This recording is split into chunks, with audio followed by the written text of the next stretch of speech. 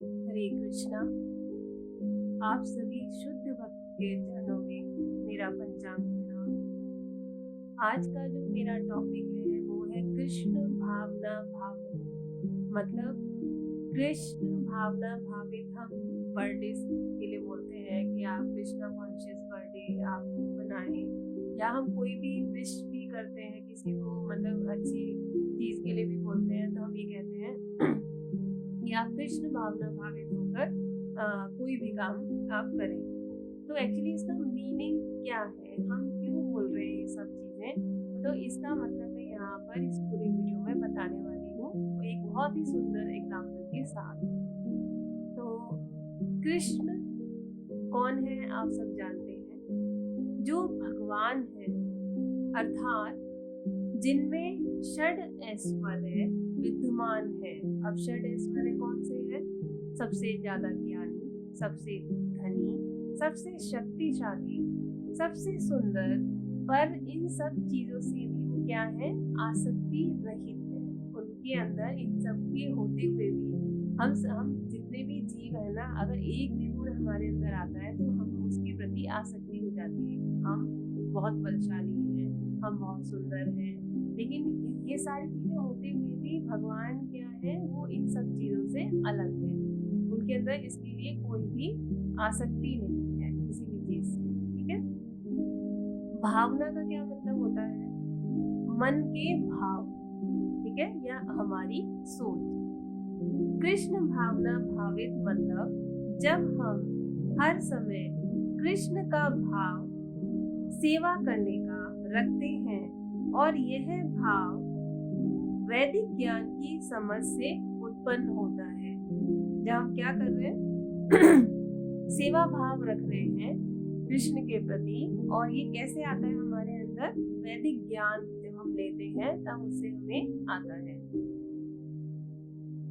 जो भक्तों कैसे आएगा? जो भक्तों और गुरुओं के संग से सरल हो जाता है। अब श्रीमद् भागवतम के अनुसार वैदिक ज्ञान के दो मार्ग हैं। पहला है प्रवृत्ति मार्ग, दूसरा है निवृत्ति मार्ग। दोनों से ही हम भगवान के धाम जा सकते हैं, परंतु जो प्रवृत्ति मार्ग है वो कैसा मार्ग है?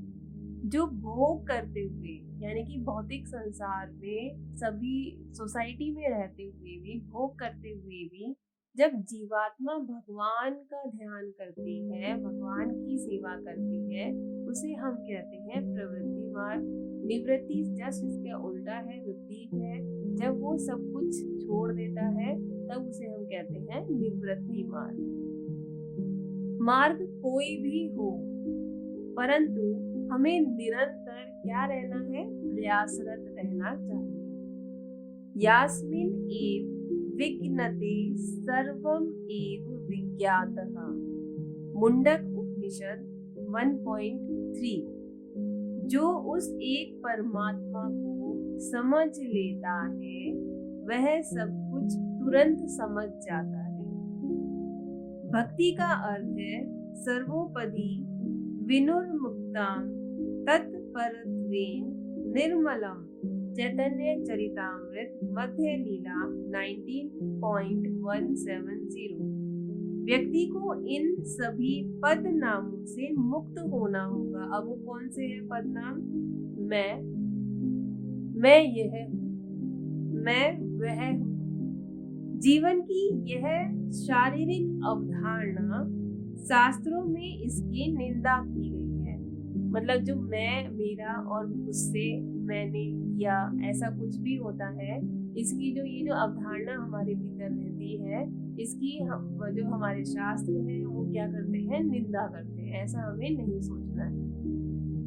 स एव वो खरः, जो इस शरीर के साथ खुद की पहचान करता है, वह गायों और गधों से बेहतर नहीं है। तो वो ये कह रहे हैं कि अगर हम ये कहते हैं कि मैं, मेरा और ये सब करते हैं, तो हम गधे और इन सब से, खच्चरों से बेहतर नहीं है, हम उनसे भी अधम हैं। आज क्या है? अब इसका जो मैं आपको बताने वाली हूँ, ये सब कौन कह रहा है, कैसे कह रहा है, तो आज नरसिंह चतुर्दशी मतलब नरसिंह भगवान का प्राकट्य दिवस है आज, जो विष्णु जी के चौथे अवतार के रूप में पूजित विघ्न हरने वाले गणेश जी के जो गणेश जी हैं, गणेश जी भी इनके ही द्वारा कल्याणकारी बन चुके हैं। तो क्या है, ये विघ्न विनाशक है, विघ्नों को हरने वाले हैं। ऐसा हम समझते हैं कि खाली गणेश जी ही ऐसा करते हैं, लेकिन गणेश जी भी जो नरसिंह देव भगवान हैं उनसे ही ये सारी चीजें लेते हैं, उन्हीं की वो शरण में रहते हैं। ऐसा ब्रह्म संहिता में वर्णित है। भगवान के प्रकट होने के दो कारण बताए गए हैं, और दो कारण में कौन से कारण है? पहला है भक्तों की रक्षा करना, दूसरा है दैत्यों तथा असुरों का विनाश करना। जब हम भगवान जब दैत्य और असुरों का विनाश करेंगे तो वो ऑटोमेटिकली क्या करेंगे? भक्तों की रक्षा करेंगे। नरसिंह लीला में एक पात्र है हिरण्यकश्यप। आप सब जानते हैं हिरण्य का मतलब होता है सोना, और कश्यप का मतलब होता है सुंदर भवन। सर्व सुख सुविधाएं, जितनी भी सुविधाएं होती हैं से पूर्ण ऐसा भवन जिसमें सारी सुख सुविधाएं अवेलेबल है। दूसरा एक पात्र है कयाधु। अब कयाधु कौन है? हिरण्यकश्यप की धर्म पत्नी, वो हिरण्यकश्यप जो दैत्य था उसकी वाइफ है। इन दोनों पात्रों के, इन दोनों को मिला के दोनों के जो है 4 पुत्र हैं, जिनमें प्रहलाद महाराज भी एक है। ठीक है। पात्र जो तीसरे पात्र है प्रहलाद महाराज, जो आगे जाके महाराज बने, जो कृष्ण भावना भावित है। वो कैसे हैं? वो कृष्ण भावना भावित है, मतलब उनके हर समय कृष्ण भगवान का उनके मन में चिंतन चलता रहता है। जिन्होंने माता के गर्भ में, जब वो माता के गर्भ में थे, गर्भ से ही नारद मुनि को सुना। अब नारद जी तो आपको पता ही है, नारायण नारायण करते रहते हैं, हर समय भगवान की लीलाओं का चिंतन करते रहते हैं। तो नारायण के मुख से, मतलब नारद जी के मुख से नारायण के भाव अगर कोई भी जीवात्मा सुन लेती है तो वो उसका एक प्रत्यक्ष उदाहरण प्रहलाद महाराज है, जो कि कृष्ण एक्चुअल में कृष्ण भावना भावित थे। अब यहाँ पे बता रहे हैं भक्ति के 9 प्रकार हैं। भक्ति जो है 9 तरीके से हम कर सकते हैं। अब वो 9 प्रकार कौन से हैं? पहला है श्रवण, मतलब सुनना। जब सुनकर, जैसे कि प्रहलाद महाराज ने सुना, जैसे कि अभिमन्यु ने अपने पिता की जो रणनीति थी उसको अपनी माता के पेट में जब थे वो तब सुना था। तो इसका मतलब ये है कि जो जीव हमारे माता के गर्भ में है वो सुनता है, तो श्रवण। और जब वो आ जाता है बाहर तो भी सुनने की एक प्रक्रिया है, जो 9 विधियों में से एक है। दूसरा है हमारा, एक तो हो गया श्रवण, एक है हमारा कीर्तन। कीर्तन के लिए अगर आपको पता हो तो भागवतम सुनाई गई थी, सुखदेव गोस्वामी जी ने जो है परीक्षित महाराज को सुनाई थी। तो कीर्तन के लिए एक नाम आता है परीक्षित महाराज। स्मरण करना यानी कि चिंतन करना, कि हम भगवान के बारे में चिंतन कर रहे हैं। पाद सेवन, अब पाद सेवन से आपको तुरंत पता चलेगा कि भगवान के जो पैर हैं उनकी सेवा कौन करता है? लक्ष्मी जी। हजारों लक्ष्मियां जो है भगवान के पैरों की पाद सेवन कर रहे होते हैं। अर्चन, अर्चन का मतलब है जो हम अर्चना करते हैं। इसमें एक एग्जाम्पल आता है पृथु महाराज का। वंदन, वंदन किया था अक्रूर जी ने। अक्रूर अगर आपको पता हो, आगे मैं कभी वीडियो बनाऊंगी तो उसमें बताऊंगी। तो अक्रूर जी ने क्या किया था? वंदन किया था। दास्य भाव आप सब जानते हैं, दास कौन है? हनुमान जी। हनुमान जी भगवान के परम दास हैं, दासों के दास हनुमान जी। साख्य यानी अर्जुन, जो कि मित्र के भाव में थे अर्जुन। और आत्मनिवेदन में आपको पता होगा वामन देव जो बलि महाराज जी से 3 पग में सारा सब कुछ अपना माप लिया था।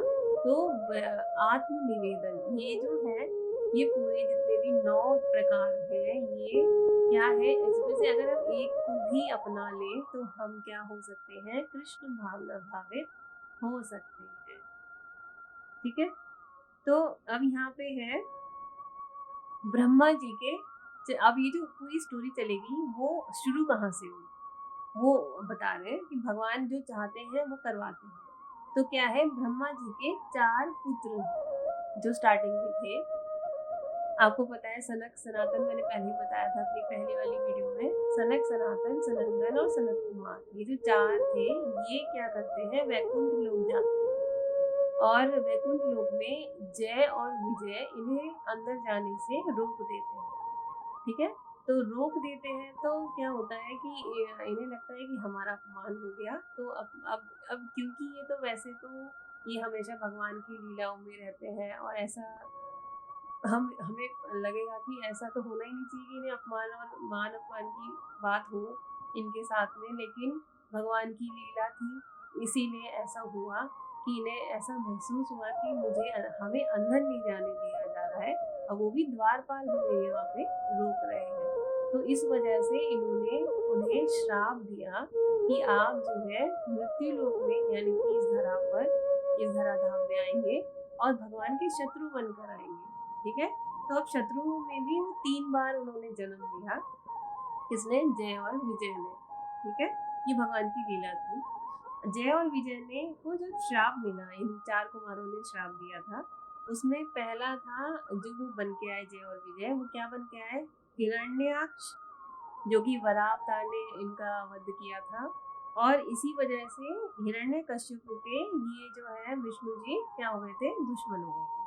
तो पहले थे हिरण्याक्ष और हिरण्यकश्यप के रूप में, फिर आए रावण और कुंभकर्ण के रूप में, व अगली बार जब तीसरी बार आएंगे शिशुपाल व दंत वक्र के रूप में इन्होंने जन्म लिया था, और इनका उद्धार भगवान ने अलग अलग रूपों में किया।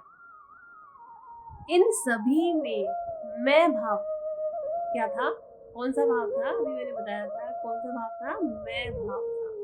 तो ये जो मैं, मेरा, मुझसे, मैंने, ये सब जो चीज़ थी, ये बहुत अधिक जब हो जाती है तो वो अपने आप को क्या समझने लगते हैं, अपने आप को सब कुछ मानने लगते हैं कि मैं ही सब कुछ हूँ। तो वो अभी यहाँ पे सब कुछ में क्या मानने लगे, वो अपने आप को भगवान मानने लगे और भगवान से क्या करने लगे, द्वेष करने लगे, और उसके कारण शत्रु भाव से वो भगवान से क्या रखते थे, शत्रु का भाव रखते थे, और सारे ऐसे कार्य करते थे जिससे भय और तथा उन्माद उत्पन्न होता है, जिससे कि लोगों में क्या होता है, भय की भावना आती है। सोचिए, हिरण्यकशिपु का इतना भय था कि समुद्र अपने रत्न अपने आप निकाल के देता था, धरती बिना बोए बीज वो क्या हो जाती थी, अपने आप ही हल बिना चलाए वो क्या करती थी, क्रॉप्स मतलब फसल उगा देती थी, और मतलब हरा भरा हर चीज, मतलब उसके डर इतना था कि हर चीज अपने आप ही कार्य कर रही थी। सोचिए, तो अपने को अत्यधिक बुद्धिमान बताते हुए वो अपने आप को बहुत बुद्धिमान मानते थे कि हम ही भगवान हैं। कैसे, हिरण्यकश्यपु ने ब्रह्मा जी की ऐसी कठिन तपस्या की जो आज तक किसी भी दैत्य, दानव या इंसान ने की हो। एक टांग पे, अंगूठे पर वो खड़े रहे बहुत कई वर्षों तक ऐसा, और ब्रह्मा जी से ऐसा वरदान लिया, वो एक्चुअली चाहते थे कि वो अमर हो जाए। अमर होने का वरदान सभी चाहते हैं जितने भी दैत्य हैं। तो ब्रह्मा जी ने कहा कि मैं तो खुद ही अमर नहीं हूँ, तो मैं तुम्हें कैसे अमर कर सकता हूँ। तो अब उसने अपनी इंटेलिजेंस का यूज किया कि मैं बहुत इंटेलिजेंट हूँ, तो उसने कैसे कैसे क्या मांगा, उसने ऐसा वरदान मांगा जिससे वह ना दिन में ना रात में मरे। ठीक है, ना अस्त्र से मरे ना शस्त्र से मरे, ना आकाश में ना धरती पे और ना ही जल में उसकी मृत्यु हो, ना जीव से और ना जानवर से, किसी से भी वो ना मरे, ना मनुष्य से मरे। तो ब्रह्मा जी ने कुछ भी नहीं सोचा। अब ब्रह्मा जी और शिव जी ऐसे दो मतलब भगवान तुल्य देवता हैं जो हमेशा तथास्तु कर बोलते हैं। तो इसीलिए जो दानव होते हैं वो इन्हीं की पूजा करते हैं कि ये हमें वरदान देंगे। ऐसे दानव के यहाँ पर प्रहलाद जी ने जन्म लिया। अब ऐसे कि यहाँ पे भगवान आके जो भक्त रूप में प्रहलाद महाराज ने जन्म लिया, और वे कैसे थे, कृष्ण भावना भावी थे, मैंने भी बताया। और इस बात का पता उनके पिता को, खुद को भगवान समझते थे। 5 साल की उम्र में जब प्रहलाद महाराज जी थे तब उन्हें पता चला। जितने तरह के तरीके होते हैं या जितने भी तरीके हो सकते हैं उन्हें मारने के, वे सब अपनाए गए, सारे अपनाए। पर प्रहलाद भक्त थे, प्रहलाद महाराज क्या थे, भक्त थे। उन्हें ना मरने का डर था, ना गिरने का डर था, ना डूबने का डर था, ना जलने का, ना कटने का, ना जानवर का, ना पिता का, ना माता का, ना बंधुओं का। ना वे भूतों से डरते थे, ना पिशाचों से डरते थे। और इसीलिए था, और ऐसा इसलिए था क्योंकि वे हर समय हरि नाम का ही माला जपते थे। निरंतर कृष्ण प्रेम का प्रवाह उनके भीतर हिलोरे मारता रहता था। उन्हें प्रत्येक प्राणी व वस्तु में सिर्फ और सिर्फ भगवान ही दिखाई देते थे। हिरण्यकशिपु को नरसिंह भगवान ने खंबे से प्रकट होकर यह सभी प्राणियों को दर्शाया कि वह भक्त के लिए हर क्षण उपस्थित रहते हैं।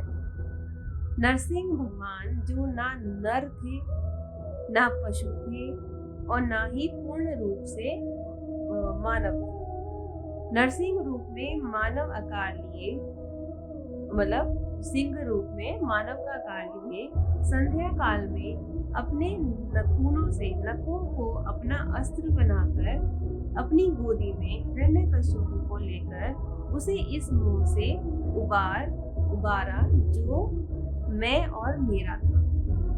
वो आता है ना, तब कर कमलवरी नखा अद्भुत श्रृंगार दानिवा हिरण्यकशिपु दानु मेरा केशवधृता नरहरि रूपा जय जगदीश हरे।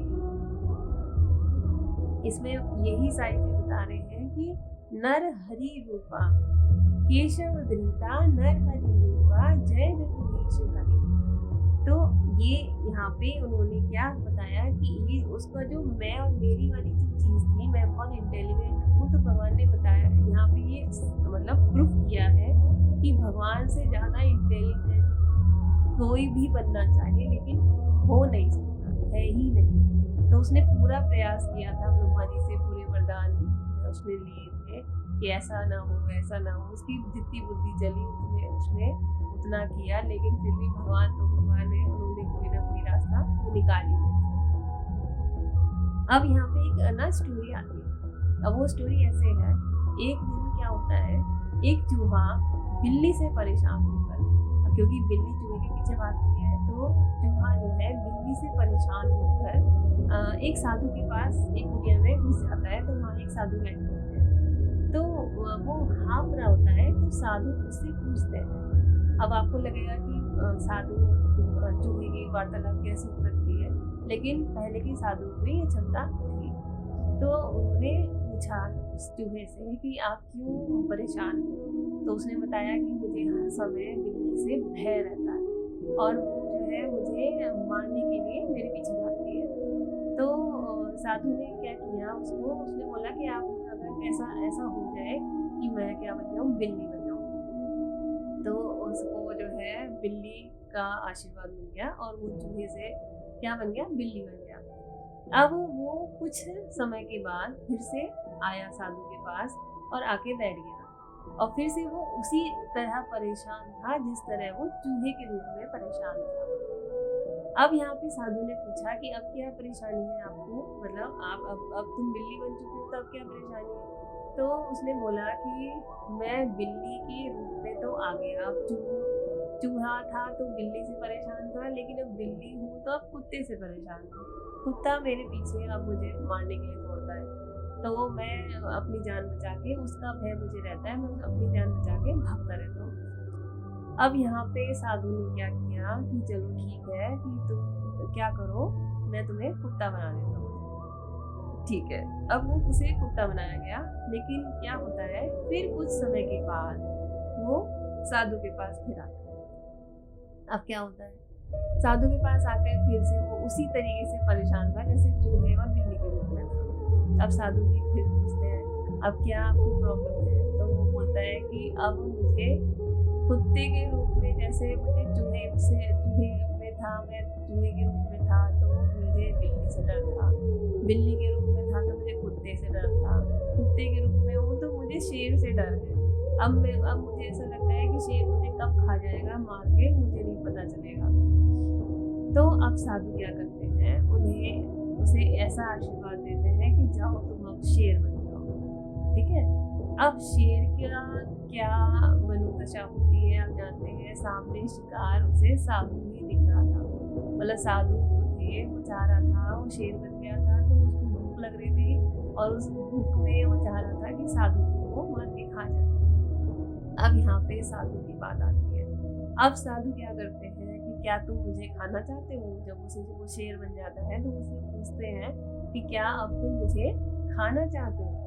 तो वो जो शेर बना था वो कहता है कि हाँ, मेरी अब ये प्रवृत्ति हो गई है कि मैं अपना शिकार मुझे दिखाई दे रहा है। तो साधु क्या करते हैं, एक वस्तु देके उसे फिर से मूषक बना देते हैं, फिर से चूहा बना देते हैं।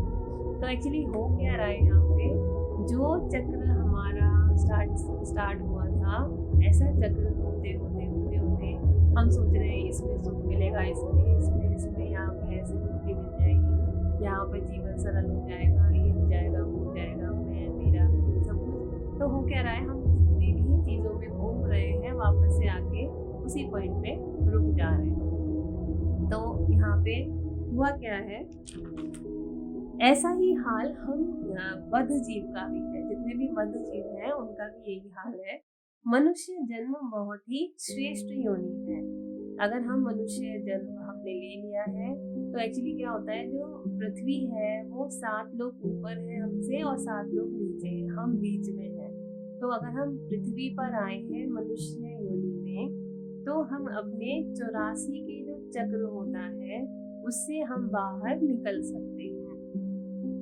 विद्यापति सिंह, मतलब विद्यापति गा रहे हैं यहाँ पे, ततला सैकते वेरी बंधु समा सुतु पिता रमानी समझ।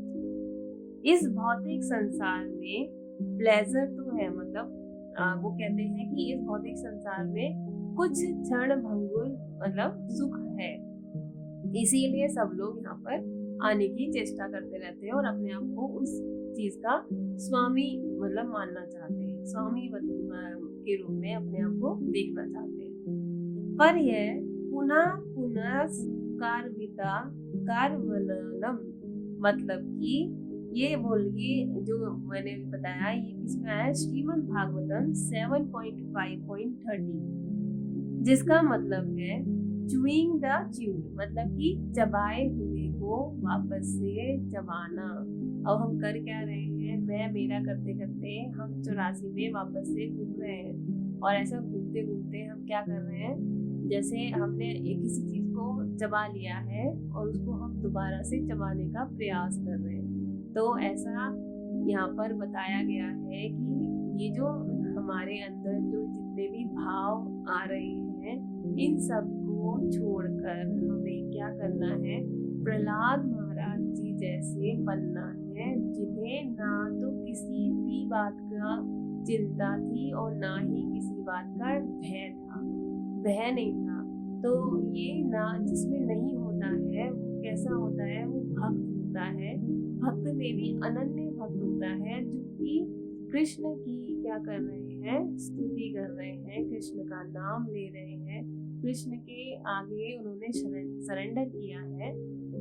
ऐसे भक्त, मतलब आप सोचिए उन्हें ऊपर पहाड़ी से गिराया जा रहा है और सब समझिए 100 फीट की मतलब खाई है सपोज कीजिए, और वो गिर रहे हैं, तभी उन्हें डर नहीं है कि वो कितनी ऊंचाई से गिर रहे हैं। उन्होंने उनको ये देखने का भी मतलब वो नहीं है कि मैं देखूंगा कितनी ऊंचाई से मुझे गिराया जा रहा है, मैं मर जाऊंगा, कुछ नहीं। वो सिर्फ चिंतन कर रहे हैं भगवान का। भगवान की चिंतन करते करते वो नीचे आ रहे हैं, मतलब 90 फीट आए, फिर 80 फीट आए, फिर 70 आए, लेकिन अभी भी उन्हें भय नहीं है मरने का। वो अभी भी क्या कर रहे हैं, चिंतन कर रहे हैं। और जब वो बिल्कुल लास्ट में आ गए तो भगवान जी प्रकट हो गए और उन्हें बचा लिया। ऐसे ही जब वो डूब रहे थे, मतलब उन्हें डुबाया गया, तो भी वो सिर्फ भगवान का चिंतन कर रहे हैं। तो हमें भी क्या करना है, भगवान के पवित्र नामों का जप करना है। और जप करेंगे तो मतलब हम चिंतन करेंगे, चिंतन करेंगे तो भगवान हमें भी प्रहलाद जी जैसा हम भी बने, ऐसा हमें सौभाग्य प्राप्त हो और हम भी 84 के चक्र से निकले और हमारे अंदर भी ये भाव आए जो कि प्रहलाद महाराज में था, कृष्ण का चिंतन। बस यही। अब ये जो मैंने आज वीडियो बनाई है, इसका सिर्फ और सिर्फ मेन मकसद ये स्टोरी सुनाना नहीं था। ये मकसद था कि आप लोगों को पता चले कि हम क्या कर रहे हैं, चबाए हुए को फिर से चबाने की कोशिश कर रहे हैं, और उसमें से जो थोड़ा बहुत रस आ जाता है उससे हम खुश होने का प्रयास कर रहे हैं, जबकि ऐसा कुछ भी नहीं है, प्लेजर नहीं है यहाँ पर। हमें इससे बाहर निकलना है। हरे कृष्णा।